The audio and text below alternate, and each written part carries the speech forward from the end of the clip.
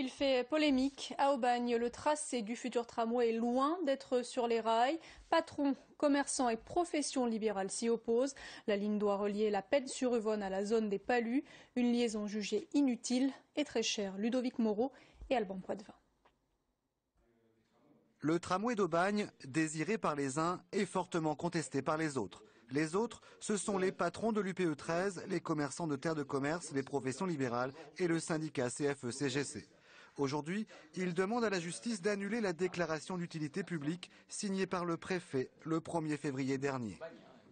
À l'heure où l'argent public est de plus en plus rare, il faut l'utiliser du mieux possible. Or, ce tramway vient doublonner, voire triplonner les voies de transport en commun déjà existantes avec le TER, qui, je vous rappelle, la 3e voie sera livrée en 2015 et qui donc va permettre le doublement de cadence et qui ont une gare à la Peine-sur-Yvonne, donc qui pourront s'arrêter à la Peine-sur-Yvonne. Donc aujourd'hui, ce n'est pas un projet prioritaire pour le déplacement des salariés sur le territoire ou pour le déplacement des personnes sur le territoire. Ces mêmes détracteurs dénoncent un projet Aubagno-Aubagnais. Quand vous voyez que les largeurs de voies qui sont prévues pour ce tramway ne sont pas du tout les mêmes que le tramway de Marseille ou que le RER, vous vous rendez compte que si jamais ce tramway se fait, durablement, ça restera sur un micro-territoire et ça va plomber ce micro-territoire pour les 50 ans qui viennent. Le maire d'Aubagne juge au contraire ce tramway indispensable. Il doit compléter le réseau TER et le projet tram-train en direction d'Aix-en-Provence.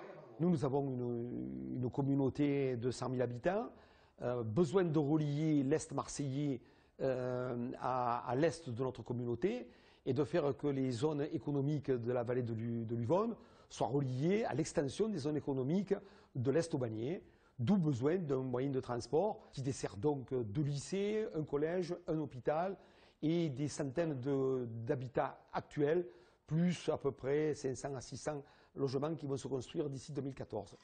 Les travaux du tram ont débuté, mais ils pourraient être stoppés. Sylvia Barthélémy, principale opposante au conseil municipal, a déposé un recours suspensif. Il sera examiné par les tribunaux le 24 avril prochain.